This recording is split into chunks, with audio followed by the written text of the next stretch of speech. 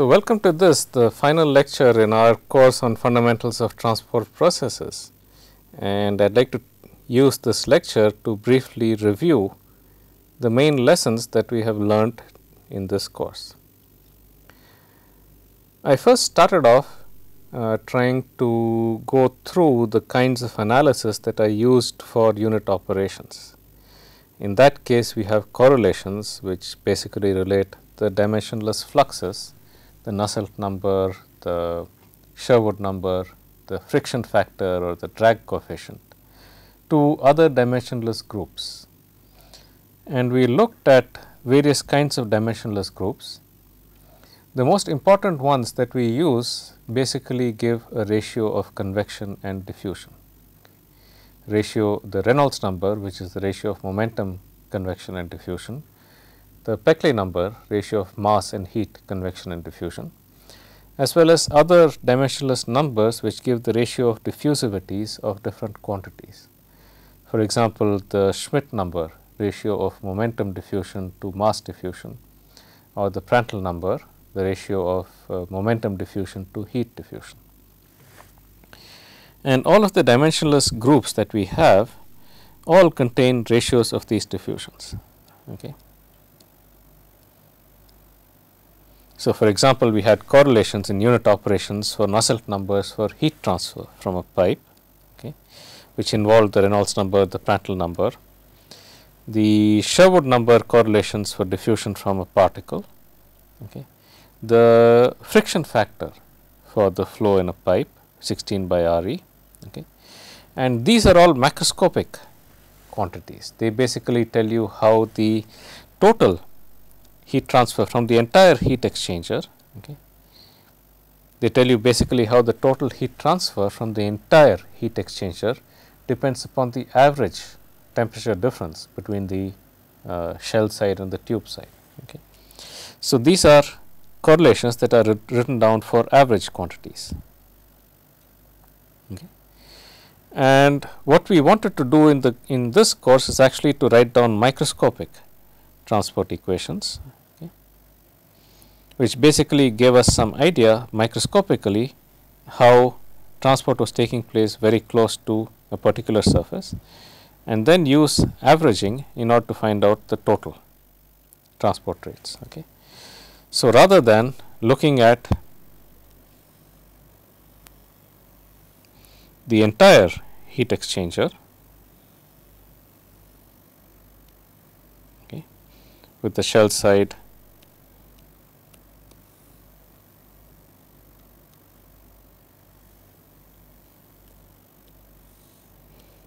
and a tube side with some average temperature difference between the two, what we wanted to do was to look in detail at the surface itself, okay, and find out locally what is the difference, what is the heat flux due to the local difference in temperature between the two sides, and then use this local information in order to find out what is the total temperature heat flux throughout the entire heat exchanger. Okay. And in this process, there are two main mechanisms involved. One is what is called convection and the other is diffusion. Okay. Convection is transport of heat, mass, momentum due to the flow of the fluid itself. Okay. So, in this particular case, there is convection at the inlet and there is convection at the outlet. So, convection is bringing in, for example, cold fluid into the heat exchanger, and convection is taking out hot fluid from the heat exchanger. Okay. So, convection is responsible for transport of mass, heat and momentum along the direction of the flow. Diffusion is transport which takes place due to the fluctuating motion of the molecules. Okay. Whenever you have a non-zero temperature, there is always thermal energy in the molecules. So, these molecules are in a state of rapid thermal fluctuations, and these fluctuations can also transport mass, heat and momentum. Okay. So, our idea was to actually find out the competition between convection and diffusion locally at every point within the flow, and from that to determine the performance of the entire system as a whole. So, there are two issues here. One is, how does a balance between convection and diffusion determine the fluxes locally of heat, mass and momentum. The second issue is, from the knowledge of the local dependence of convection and diffusion on the temperature differences and so on, how can we determine the total heat transport to get the correlation between the Nusselt number and the Peckley number, for example. So, convection is transport along the direction of the fluid velocity. Okay. Diffusion is transport due to the fluctuating motion of the molecules. Okay. So, if I had a container, okay, in which I initially had molecules of one type and molecules of another type, and each of these types of molecules are in a state of fluctuating motion.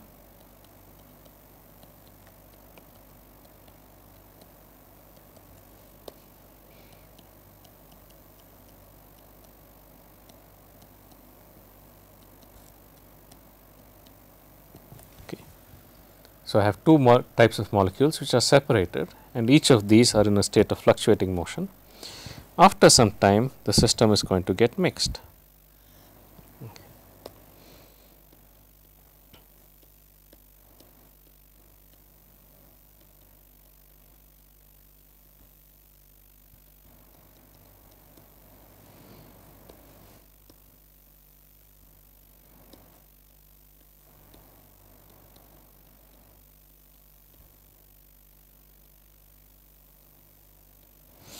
There is going to be an equalization of the concentration of the two types of species across the entire system. Okay. And the reason it is going to get mixed is because of the fluctuating motion of the molecules. There is no net motion here. Okay. The center of mass does not move. There is no net fluid flow. However, because of the fluctuating motion, there is going to be an equalization of the concentration field. And this process is the process of diffusion, and we looked at in detail the diffusion in gases. Okay. If you recall, we looked at mass diffusion in gases in some detail. Okay. We had a concentration gradient. Okay.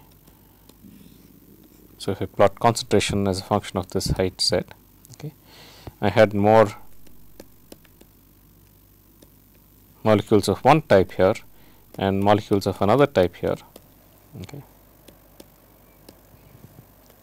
And if you wait for some time, there is a net transport of the red molecules upwards and the blue molecules downwards. Okay. And physically, the reason in gases at least is because if I have one particular plane, okay, and I have a concentration gradient across that plane,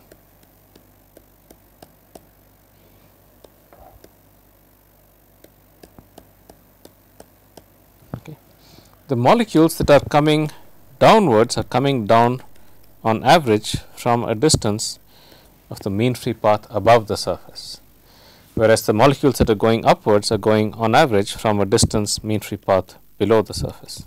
Okay. Between locations, one mean free path above and one mean free path below the surface, there is a difference in concentration. That difference in concentration is going to result in a net flux, mass transported per unit area per unit time. Okay. And we had actually obtained an expression for the flux based upon the concentration gradient. And if you recall, the flux, let me write this, minus d times dc by dz, where d is equal to some constant times the lambda times the root mean square velocity of the molecules. Okay. Where a is some constant of order 1. Okay. We had seen the form of that particular constant, but a is some constant of order 1 times the mean free path times the fluctuating velocity of the molecules. Okay. Where Vrms is equal to square root of 3 k t by m.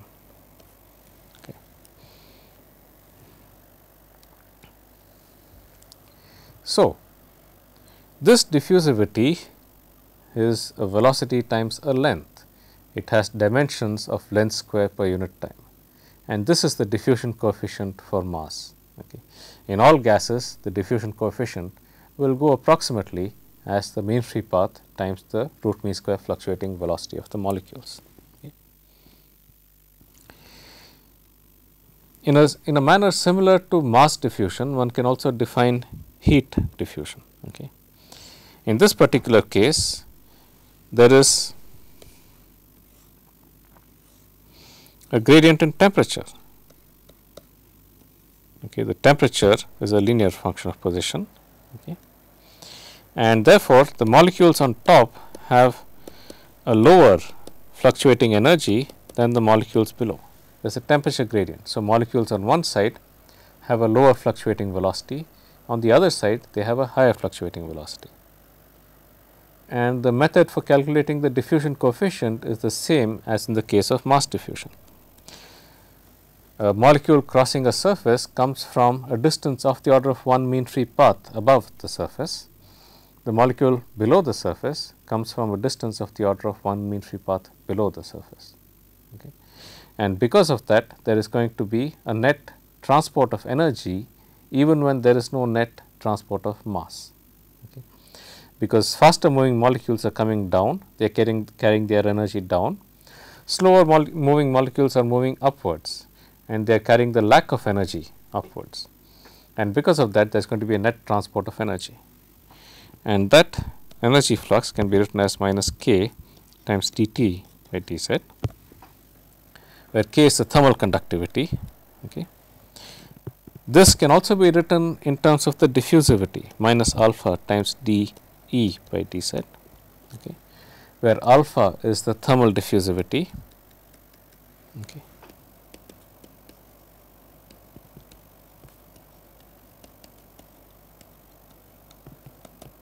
Is equal to k by rho Cp. So, this is for the diffusion of energy.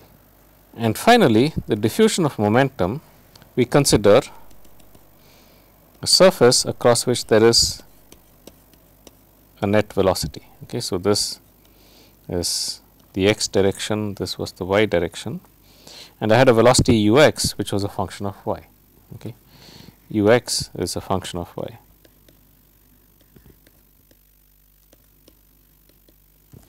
So, ux is the mean velocity of the molecules, and the mass times ux is the mean momentum of the molecules. Okay. And this velocity will result in a transport of momentum, and the physical reason is the same. Across this surface, okay, since the mean velocity is a function of position,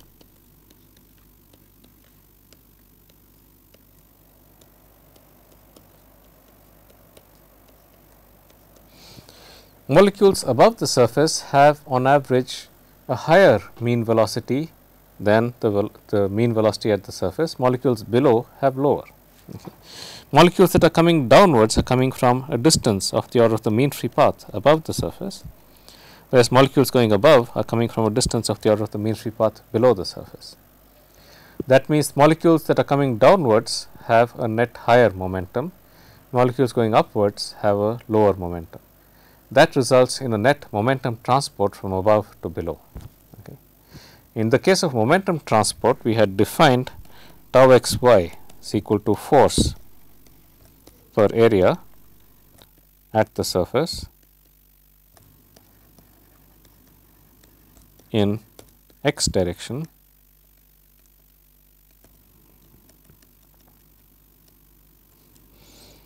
at a surface with outward unit normal in y direction. So, this is a little different from what we use for mass and heat transfer. Mass and heat transfer, typically within a region the mass will increase if the flux is directed along the inward unit normal. Okay. The mass will increase if the flux is directed along the inward unit normal, whereas for the stress we define the force with respect to the outward unit normal. That is the convention. Okay. So, we use the same convention, and this can be written as tau x y is equal to mu times du x by dy. Okay. I can also write this as the kinematic viscosity times d by dy of rho times ux, okay, where nu is equal to mu by rho.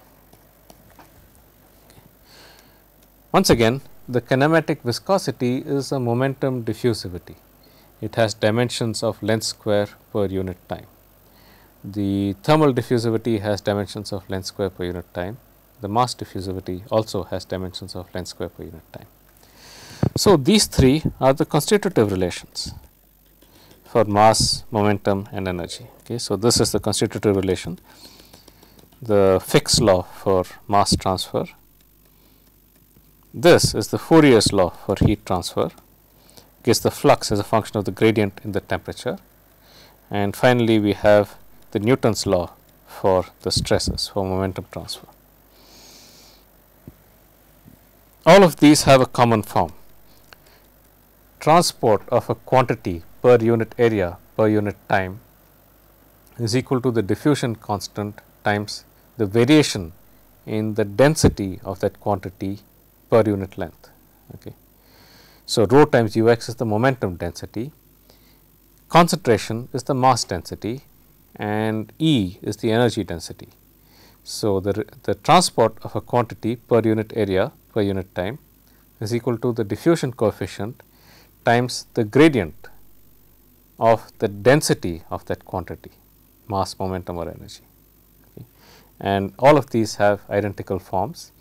In all cases, the mass, momentum and energy diffusivities in gases are all proportional to the mean free path times the fluctuating velocity of the molecules. Okay. In gases, that is because the transport mechanism is the same in all gases. Mass, momentum and energy transport take place only due to the physical motion of the molecules. In gases, because the distance between molecules is large compared to the molecular size. In liquids, that is not strictly speaking true. The transport, the mass diffusion is a slow process, because for a molecule, for mass diffusion to take place, there has to be the physical motion of molecules. A molecule has to move from one location to the other for diffusion to take place. Okay. And in liquids, the distance between molecules is comparable to the molecular diameter. Okay. And therefore, if this particular molecule is to move in one particular direction, all other molecules have to move out of the way, and that requires what is called cooperative motion. Molecules have to move in a cooperative manner for the transfer, for the mass transfer of one molecule. Okay. And because of this, it is a very slow process. The assumption of the mean free path times the molecular velocity does not quite give you the correct coefficient in this case. In gases, all diffusion coefficients for molecules such as hydrogen, nitrogen, oxygen at standard room temperature and pressure go as 10 power minus 5 in meter square per second. In liquids, they go typically as 10 power minus 9 for small molecules, and even lower, 10 power minus 11 to minus 13 for larger molecules.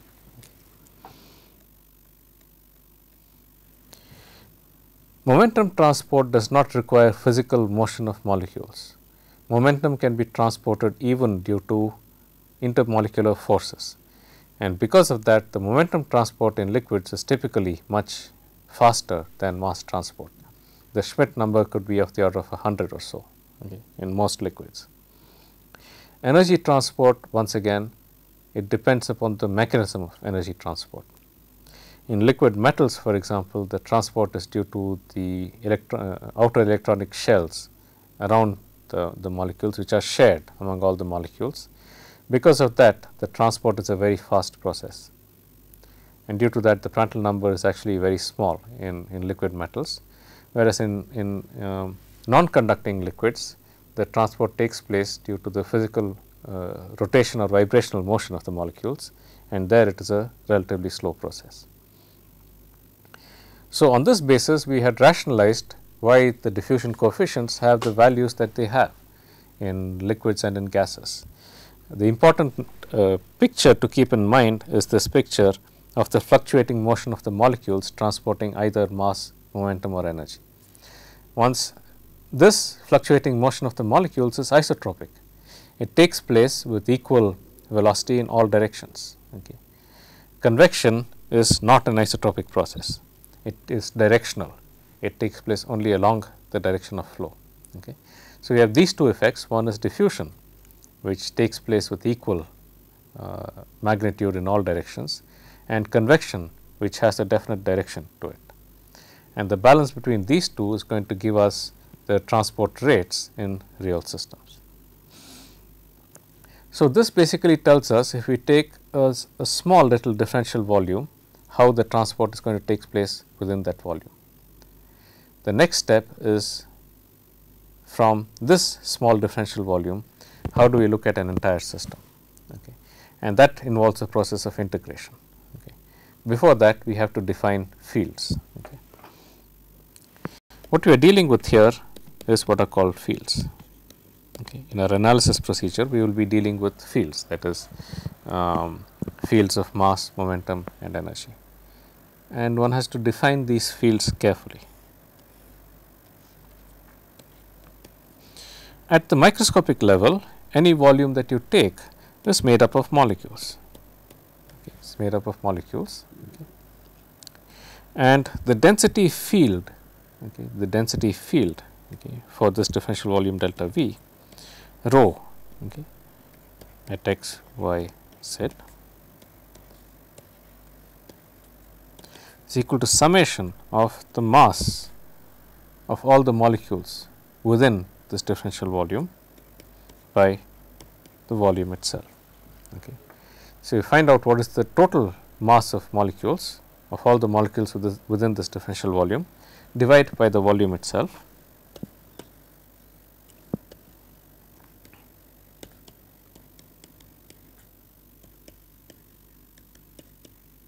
and you take the limit as the volume goes to 0. Okay. In the limit as the volume goes to 0, this is the density at a fixed point in space. Okay. This definition of course has a problem in the sense that if I make the volume smaller and smaller, as the volume becomes comparable to the molecular to the size of a molecule itself, okay, if the volume becomes comparable to the size of a molecule itself, then either I have a molecule there or I do not have a molecule there. Okay. So, this definition will not work if the size of the differential volume I am considering is comparable to the size of a molecule itself. The differential volume that I consider has to be large compared to the molecular volume in order for this definition to make sense. So, that I have a large number of molecules within this differential volume, and it does not really matter whether one comes in or goes out. This makes only a small change to the total number of molecules within the system. So long as the differential volume is large compared to the molecular size, such that I have a large number of molecules within this differential volume, I can use this continuum approximation.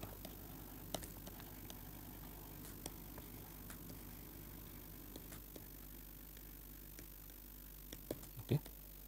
Where I consider the density to be a continuous field defined at every point within the flow.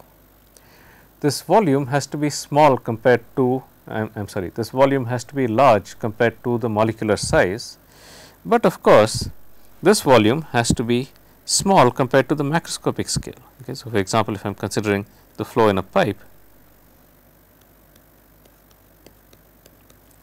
the differential volume that I consider has to be small compared to the radius or the diameter of the pipe, because if it is not small compared to the diameter of the pipe, I cannot write down a unique value for the velocity there.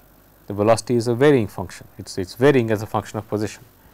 In order to be able to define a unique value for the velocity, I require that this differential volume has to be small compared to the radius of the pipe, but still large compared to the molecular size.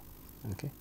So, therefore, in this intermediate regime, where the differential volume that I consider is small compared to the macroscopic scale, size of the pipe, size of a particle in the case of diffusion from a particle, but it is still large compared to the molecular size.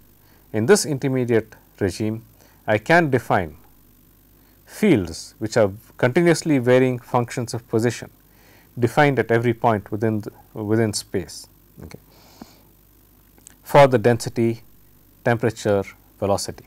Okay. Physically, what these mean is that I have taken a small differential volume around that particular location. The size of the differential volume is large compared to molecular size, but still small compared to the macroscopic scale. And for that differential volume, I find out the total mass within the differential volume of all the molecules, divide by the volume. As I take delta V going to 0 in comparison to the macroscopic scale, but still large enough that it contains a large number of molecules, I can get a definition for the density. The sum of the mass of all the molecules divided by velocity, divided by the volume. One can get a similar definition for momentum, rho times u, okay, the total momentum is equal to limit as delta V goes to 0 of summation of mi times ui. Okay. Note that u is a vector, okay. U is a vector because the velocity is a vector. So, I have to take the vector sum of the velocities of all the molecules, okay, and add them all up, okay, and divide by the total volume to get the momentum density, okay, to get the momentum density, momentum per unit volume, okay, and the velocity is just equal to the momentum density divided by the momentum itself. So, that is the mean velocity. Okay. Similarly, I can define the specific energy as limit delta V goes to 0 of sigma of the internal energy of all the molecules. This includes the internal as well as the kinetic energy, and divide by delta V. Okay. The temperature field is determined from the internal energy by the consideration that rho Cp T is equal to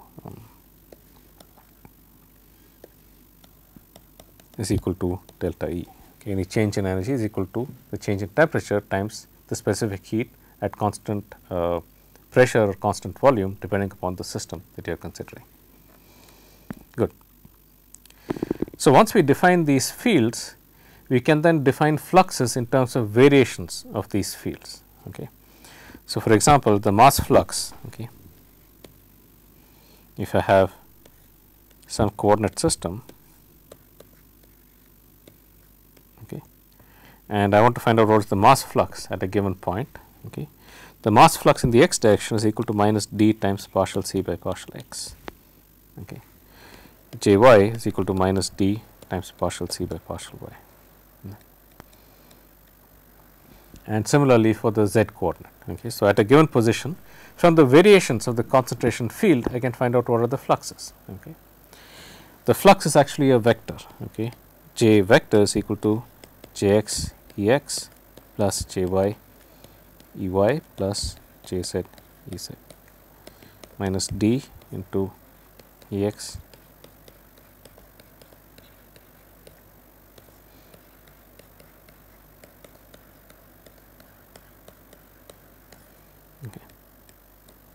is equal to minus d grad c.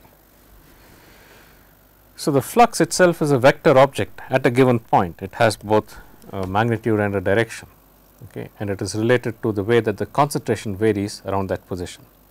Note that when I write partial c by partial x, it is implicit that I am keeping y and z a constant. Similarly, when I write partial c by partial y, I keep x and z a constant, and similarly when I write partial c by partial z, x and y are a constant. Okay.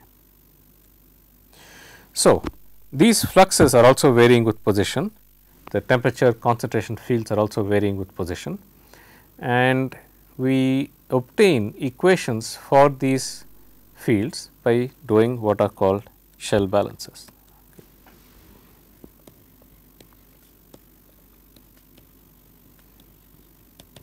Okay. Now, in shell balances we basically use mass, momentum or energy conservation conditions. Okay. And depending upon the coordinate system that we take, okay, let us say we take a Cartesian coordinate system, we take a differential volume.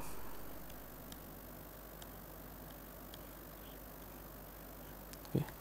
This differential volume is chosen, this differential volume for the shell balance is chosen in such a way that the surfaces of the differential volume are surfaces of constant coordinate.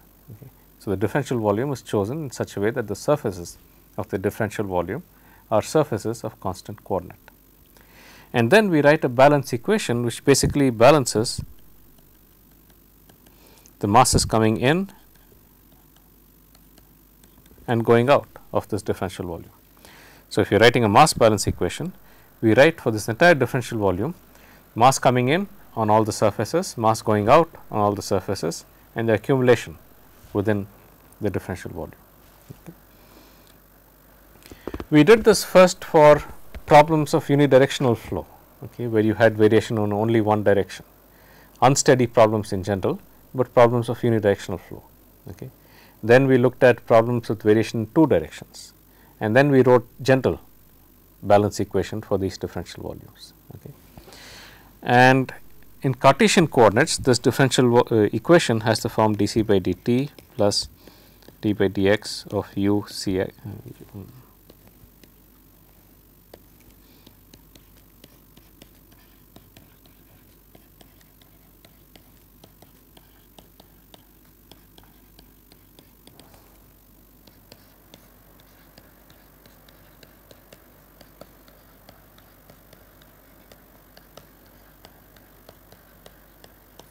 plus any sources due to reaction that are present.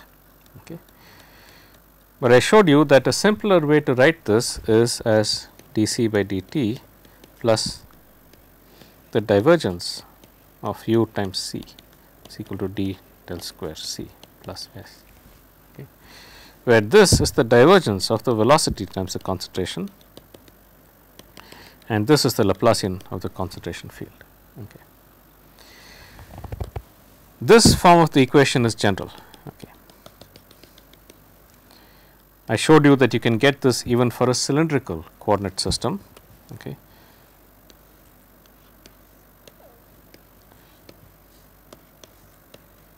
Where r is the distance along the xy direction and theta is the angle from the x axis. Okay. So, if I have a system configuration with cylindrical geometry, okay, I can use an r theta z coordinate system, and I write a balance over a differential volume in the r theta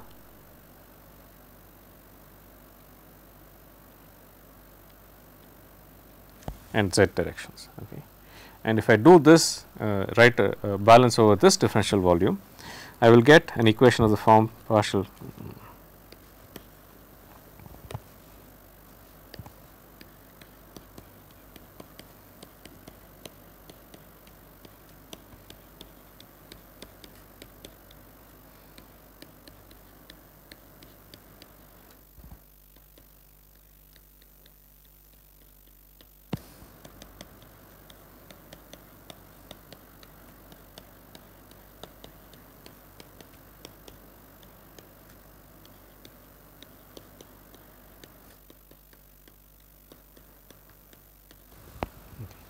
So, this will be the differential equation where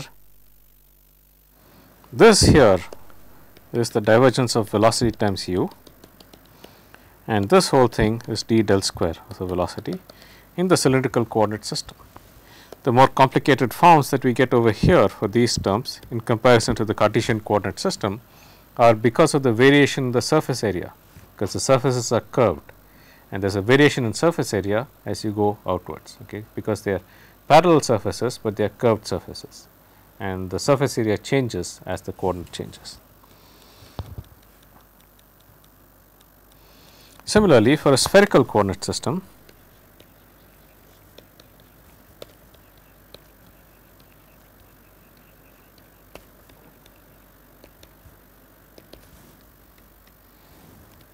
we had used the r theta phi coordinates,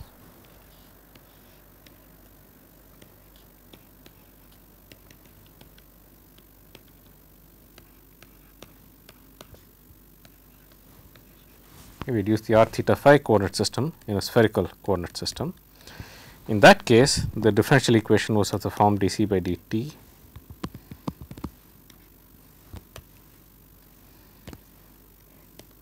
plus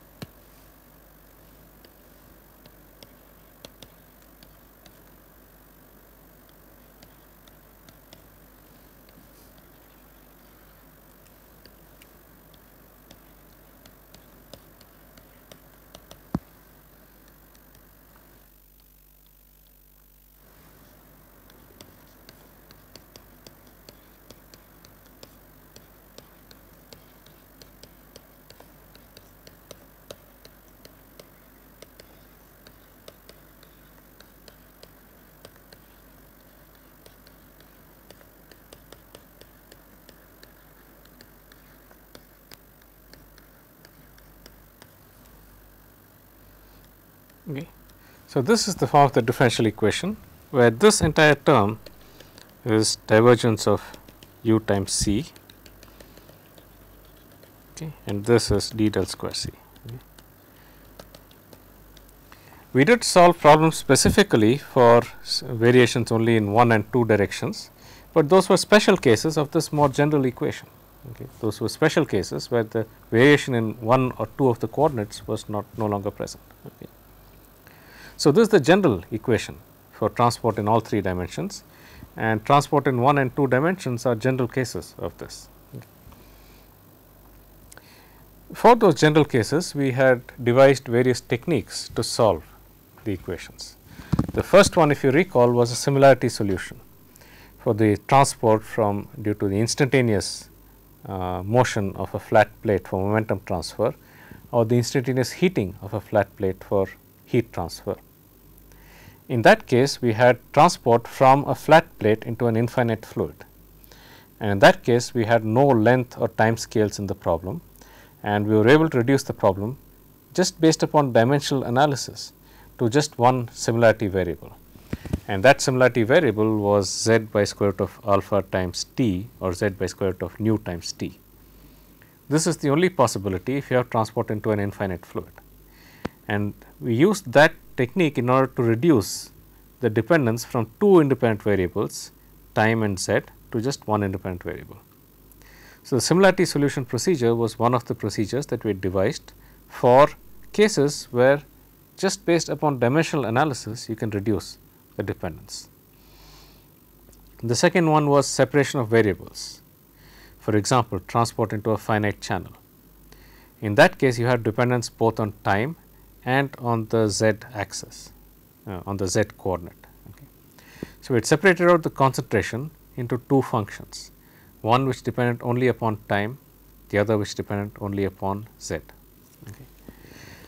The differential equation was first order in time and second order in z, okay, if you recall, and therefore, we had to reduce, we obtained the second order differential equation for the z dependence of the concentration and the first order for the time.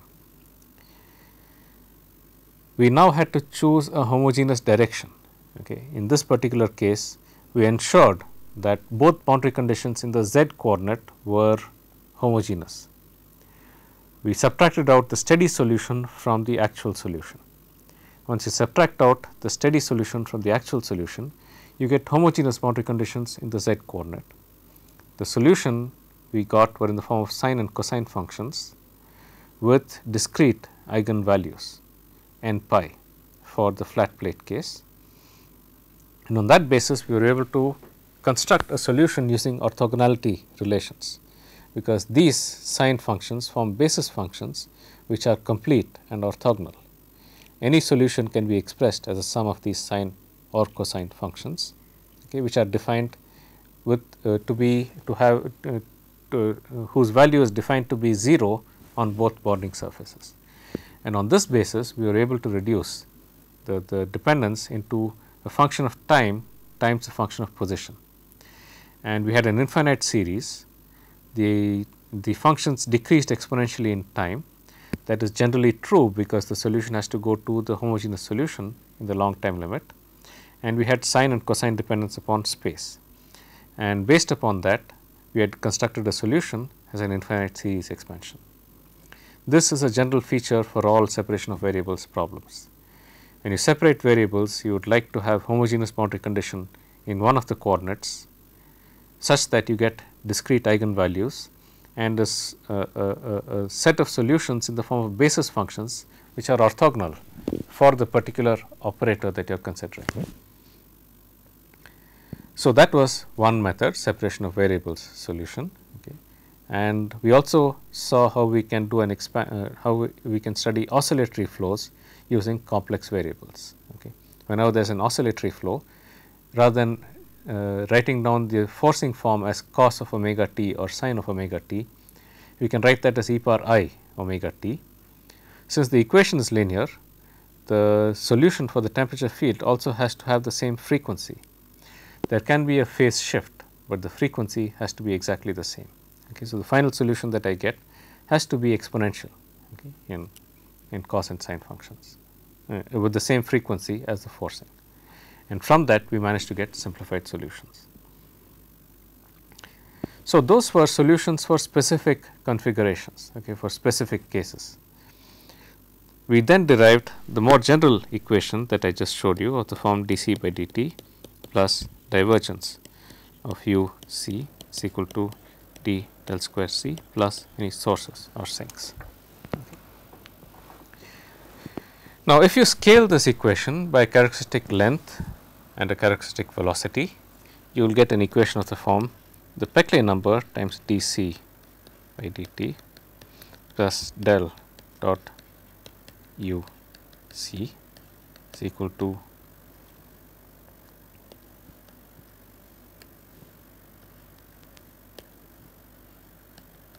del square c plus a scaled source or sink. Okay. This Peclet number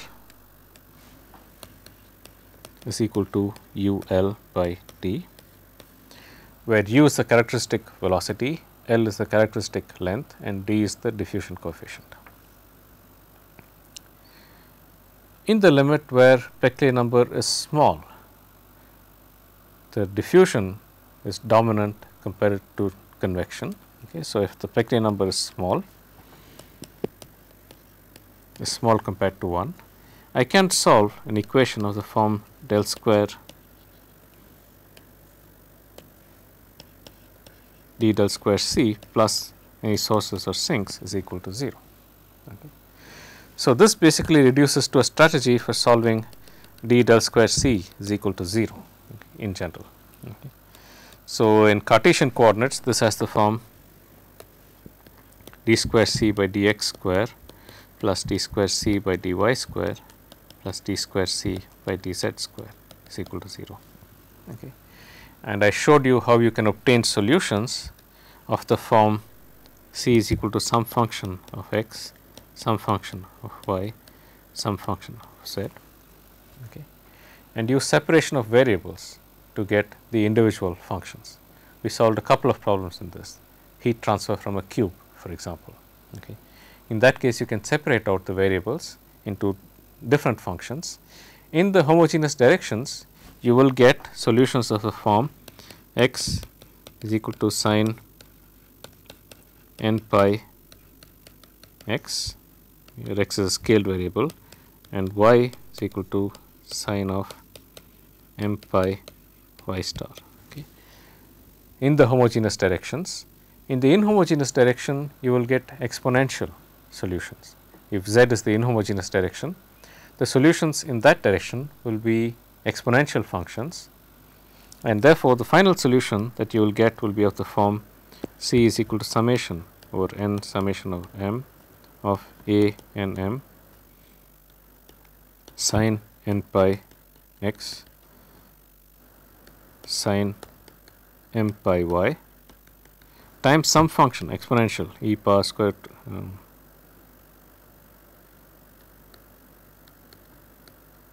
power half pi square z. Okay. You will get exponential functions in the z direction, and these coefficients will be determined using orthogonality relations. Okay. But this solution is very specific, it works only for the Cartesian coordinate system and does not give us very much physical insight into the diffusion process. Okay. For that reason, we solved the diffusion equation by separation of variables in a spherical coordinate system. Okay.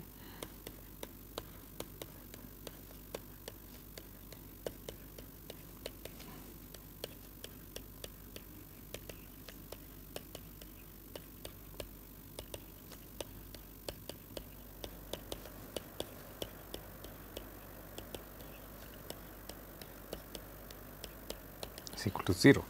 Okay. And this had the form sigma n m a n times r power n plus b n by r power n plus 1 y n m of theta phi, okay, where once again n, m are integers, y n m of theta phi is equal to p n m of cos theta times cos or sine of m phi. Y and m are the spherical harmonic solutions in the theta and phi directions, and the r dependence is in the form of power laws, either r power plus n or r power minus n. Okay. And these functions are once again orthogonal functions. Okay. So, if I have sin theta d theta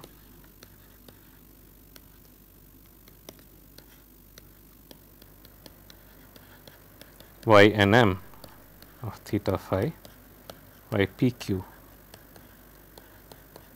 is equal to 2n by 2n plus 1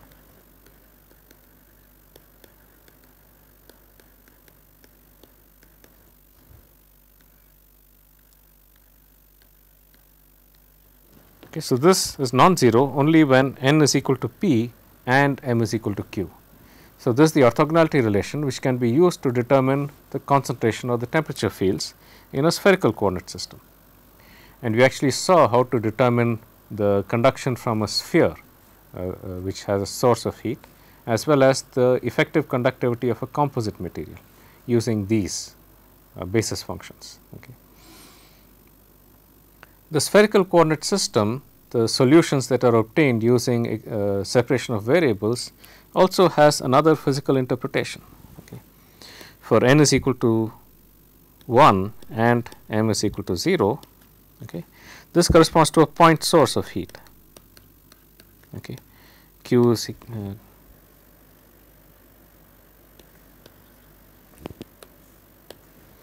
T is equal to Q by 4 pi k r. Okay. In that case, the temperature decreases radially outwards, temperature goes to infinity at the point itself, but Q is finite. The total amount of heat coming out of this point source is Q in the limit as the radius of this point source goes to 0. If the total amount of heat coming out is Q, then this temperature field goes as 1 over r, the heat flux goes as 1 over r square, and the total heat out of any surface is a constant, okay, because there is no source anywhere except at the origin. Okay. And I gave you one further interpretation of this. This is also the solution to the equation k del square t plus q times delta of x is equal to 0, where delta of x is the 3-dimensional delta function for a point source. Okay. And then I showed you that for n is equal to 2 and m is equal to 0, this corresponds to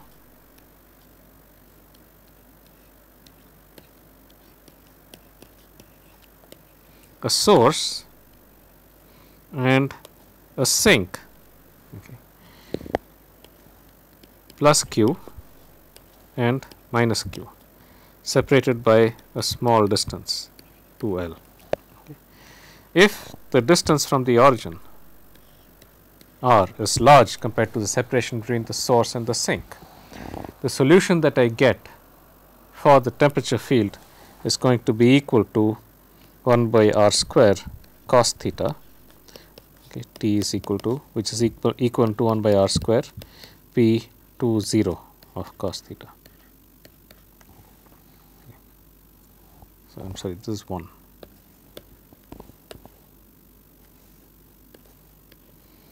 And this should be 0.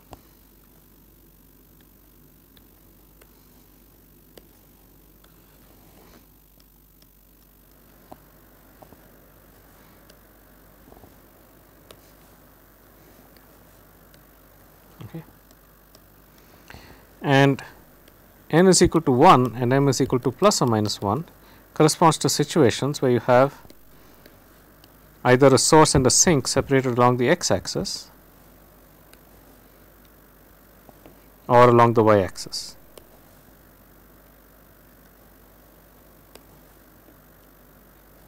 Okay. So, if you go sufficiently far away, you will get 1 by r square p 1 1 of cos theta e power cos phi and p 1 minus 1 times sin phi. Okay. So, the spherical harmonic solutions obtained by separation of variables can also be interpreted as distributions of sources, combination of source and sink, which is basically a dipole. Okay. So, n is equal to 1 corresponds to one source and one sink separated by a small distance, which is a dipole. N is equal to 2 corresponds to two sources and two sinks distributed in such a way that the net source is 0, net dipole is 0. The temperature field will go as 1 over r cubed, n plus 1, okay, and so on. Okay. So, this is the other interpretation. And I also showed you how these delta functions can be used to obtain the temperature fields due to distributed sources. We had in particular seen the temperature field due to line source. Okay.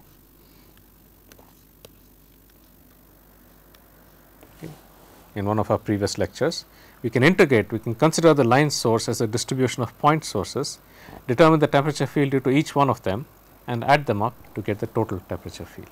Okay. So, these were for solutions to the diffusion equation by various methods. One is by delta functions, the other is by the separation of variables. Okay. The next was the high Peclet number.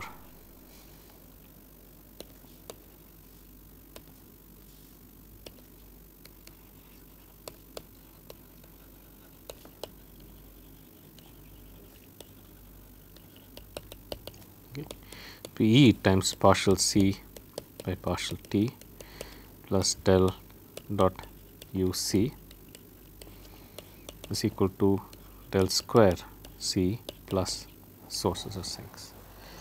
And for P e large compared to 1, you would expect that you can neglect the diffusion terms in comparison to the convection terms. However, that reduces the differential equation from a second order differential equation to a first order differential equation, and you cannot satisfy boundary conditions. The physical reason for the inconsistency is that convective transport only takes place along the flow, diffusion takes place in all directions equally. At a surface, there is no flow perpendicular to the surface. So, one cannot have convection perpendicular to the surface itself. At the surface itself, ultimately transport has to take place due to diffusion, due to the fluctuating motion of the molecules. If the velocity is large, the convective effect is large, there is still diffusion taking place from the surface, but it will penetrate not very far because it is being swept backwards by the convection. So, there is going to be a smaller length scale over which there is going to be a balance between convection and diffusion. That length scale is obtained by scaling the cross stream coordinate by that length scale, putting it into the balance equation and then determining how that length scale varies as a function of Peclet number. For the case where we have a surface with a no slip condition, the Peclet number, the distance, the length scale, smaller length scale goes as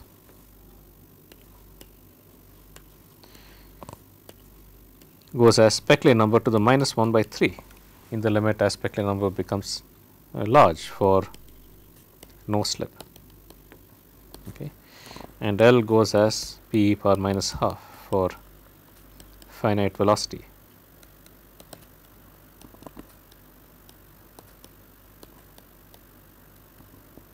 Okay. And in order to solve the problem, in order to get the temperature fields, we need to make one additional assumption that the temperature at a given location depends only upon the distance from the start of the heating point. If we make that assumption, then the total length no longer matters, only the length from the start of the heating section matters, and then we get a similarity solution similar to the similarity solution that we had obtained for the impulsive start of the plate earlier. And I showed you how to get those similarity solutions both for a flat plate as well as for a spherical particle, and from that we get the Nusselt number versus Peclet number relation, nu proportional to P power 1 by 3. As P becomes large, the length scale goes as P power minus 1/3, the gradient goes as P power plus 1/3. So, the heat flux is proportional to the gradient, which goes as P power plus 1/3. Okay. When there is slip at the surface, you will get nu proportional to P power plus half. The constants in these relations do depend upon the configuration, but the scaling itself does not depend upon the configuration. Okay. So, two different solution techniques, one for the diffusion equation when the Peclet number is small. I showed you different techniques, separation of variables, the boundary integral technique, the delta function sources, boundary layer theory in the limit of high Peclet number. In this case, transport is restricted to a thin region near the surface, and we use a scaling analysis within that region to find out how the thickness of that region varies with Peclet number, and then use similarity solutions to get the exact form. So, that is a brief summary of everything that we did in this course. Central messages: we write down equations for fields, temperature, concentration, momentum fields. These equations are obtained by balances over differential volumes in different coordinate systems. They end up having the same form in vector notation, but for each coordinate system the operators are different. Okay. And then we looked at how to analyze this in two different limiting cases, the low and the high Peclet number limits, and in both of these cases you have different forms which give you different types of correlations between the dimensionless fluxes and the driving forces, the Peclet number, the Reynolds number, and the dimensionless fluxes.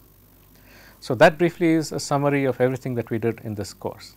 I hope you had an enjoyable time, and thank you for attending the course.